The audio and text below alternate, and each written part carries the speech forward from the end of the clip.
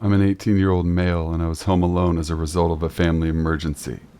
It was between 12 and 1 a.m. and I couldn't sleep because of a headache and a weird gut feeling which was probably caused by the emergency. I don't want to get too specific. I'm laying on my bedroom floor with my dog as for some reason it felt better for my lower back pain, which went away after 2 months of doing so. I'm laying in the dark as I suddenly hear the glass sliding door in the kitchen that leads to the backyard, which is surrounded by a 2.5-meter wooden fence with 2 gates which both have locks. The locks were off as I had previously wheeled the bins up the alleyway leading to the street, back to the sliding door which I forgot to lock. At first I thought it was the neighbors, but a few minutes later I heard the kitchen drawers slide open and closed. My husky lifted his head, ears up straight, listening. On one hand, I felt like going downstairs with my dog to investigate, but I've watched plenty of horror movies to know that what I'd be doing never ends well. On the other hand, I just turned 18, and I felt like I should man up now.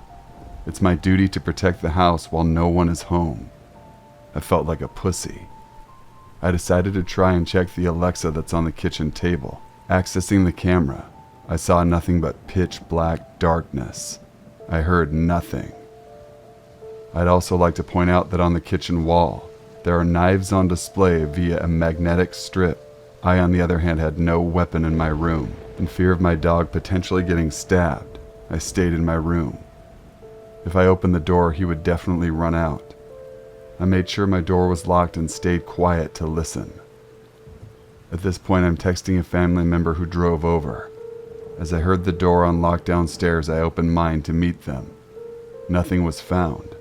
I felt like an absolute idiot. I know what I heard.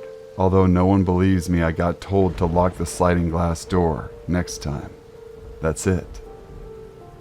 Another family member looked through the Alexa, and as I heard a board creak, I immediately was asked if I was still in my room. When I asked if they had heard it too, I got a no. I wasn't sleepy or hallucinating, and I know what I heard. Did my family member hear that too and didn't want to freak me out?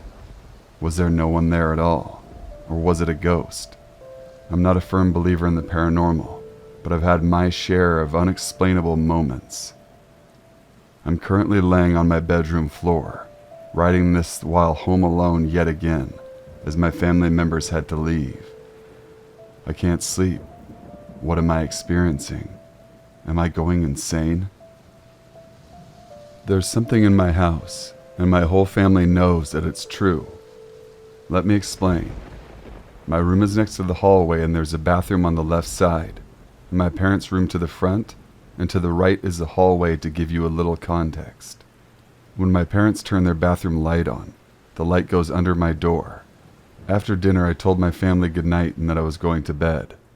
I fell asleep and woke up to knocking at my window. This happened weeks on end, so I was calm. Yes, I know that it's freaky, but I've told myself that maybe it was the wind. But that night was different. It was harder and louder. It eventually stopped after 4 to 5 minutes. I eventually fell asleep for a few hours, and I awoke suddenly, and I thought I heard breathing in my closet, which was only a few minutes after I heard the knock outside. I'm shaking at this point when I stopped and froze for a few seconds, grabbing my phone as slow as possible and jumped up to see feet in my door. I jumped up running to the light, and it just like that disappeared. I ran to the closet and nothing. I got in my bed and fell asleep with the lights on. I woke up and nothing had happened. I was still afraid, so I invited my friend over. Fast forward to the night we were dancing and listening to music when the closet door slammed. I jumped back so far I hit my head. I just want to leave this house and start fresh. Ever since these things have happened, I'm afraid to sleep alone. And please comment if you know how to stop whatever is in this house. And I really don't care if you do believe me, but I know what I saw and what I heard. Over 10 years ago, me and my family lived in this small 2-story apartment building. Most of the unexplained occurrences in my life happened there. I tell my mom to this day that that place had to be haunted. The more I tried to logically make sense of some of these happenings, the less logical it all appeared. My younger sister and I, aged 15 and 13, shared a room and bunk beds. We had a ceiling fan and one of those large plastic floor fans that are usually gray in color, and you power it from a knob on the back side. Naturally, being the eldest, I slept on the top bunk. We had one window, but our apartment building was built extremely close to the building next to us, so there was no view of outside, and there was no natural light. The only view from our window was a brick wall of the adjacent building. One night, in the dead of night, suddenly there were loud noises coming from what sounded like the floor fan. It sounded as if a full-grown adult were either repeatedly slamming the fan on the floor or jumping on it like they were jumping on a trampoline. The noise shook me out of sleep and my voice died in my throat. When the noise died down, I tried to swear that I was still asleep and I was having a weird, reckless dream, till my sister said, "What was that?" The light could be turned on from the ceiling fan latch, so that's what I did, before cautiously peeking off the rail of the bed and down at the floor where the fan sat perfectly intact, with no power. From the sounds, I expected the fan to be in bits and pieces, or I assumed that it was powered on and something happened with the fan blades to make it unstable or something. Me and my sister stayed up for hours that night, not able to logically explain anything that happened, because she was the nearest. I asked if she saw anything. She said that she didn't, but she heard it. Our room was always pitch black at night if we kept the door closed.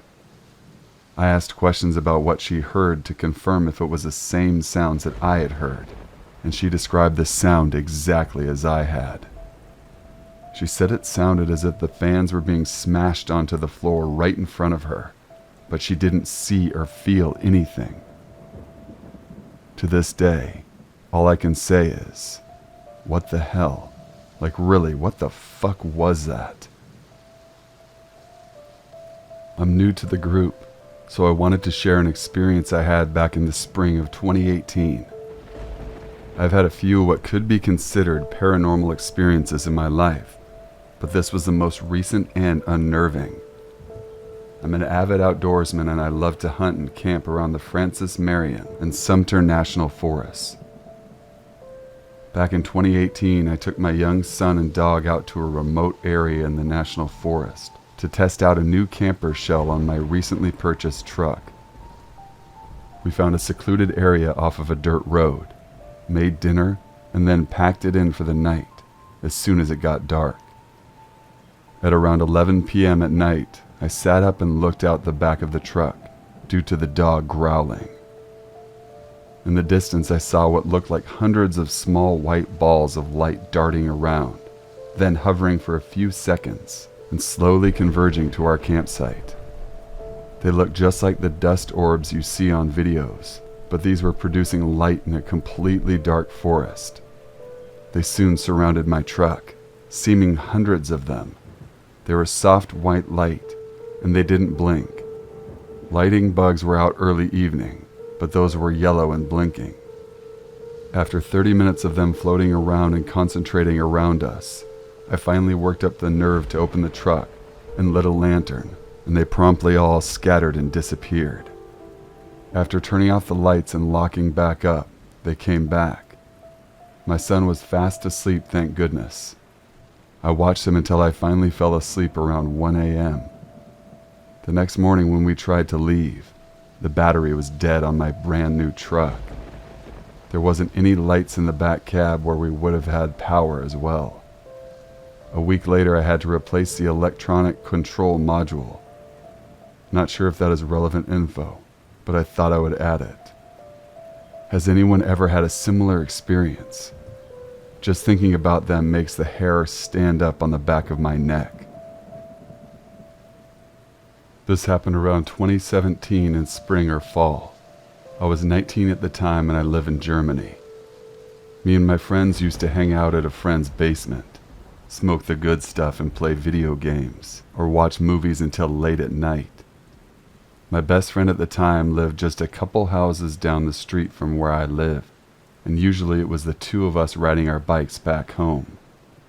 There was two routes we used to get home, one through the city, or the other significantly shorter one through a small forest about 1 kilometer in length, completely dark, but a proper forest road. The route made a 90-degree turn to cross some rails and a major unlit highway via bridge.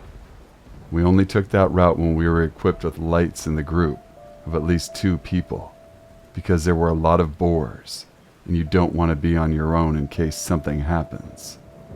So one night we set out to ride home, both quite stoned and maybe a couple beers in, but not off the deep end. As we got closer to the 90-degree turn, where the road heads up the bridge, my friend who was riding in front suddenly brakes because there was a relatively large tree laying across the road. We both took our bikes and lifted them over the tree and continued. Maybe 10 to 20 meters later, we suddenly spot a fire on the side right at the junction where we had to make our turn, just the size of a small campfire. We both got a little slower as we saw the fire, and then when getting closer we spotted 6 to 7 people around the fire forming a semicircle as facing us. All of them were wearing long white dresses or gowns with masks, not Ku Klux like masks, but rather like a sailor's hat with veils. A couple of seconds went by. We were just staring at them, and I guess they were staring at us. Then one of them moved towards us. We started to sprint away towards a bridge on our bikes. We didn't stop until we were on a well-lit road again. That's been the craziest story among me or my friends ever since. But please, people, let's not meet again. So I was on my way home from Arby's with a mint chocolate shake, zoned out for a second and almost didn't notice his car. I tried just letting him through, but he insisted I go on ahead. I didn't think much of it and just continued on walking. He drove on ahead and parked his car near some apartments. He had on a black polo shirt, so I assumed he was just dropping something off for a job. As I kept walking, he approached me and offered me a $20 bill. I asked why, but couldn't understand what he said in response.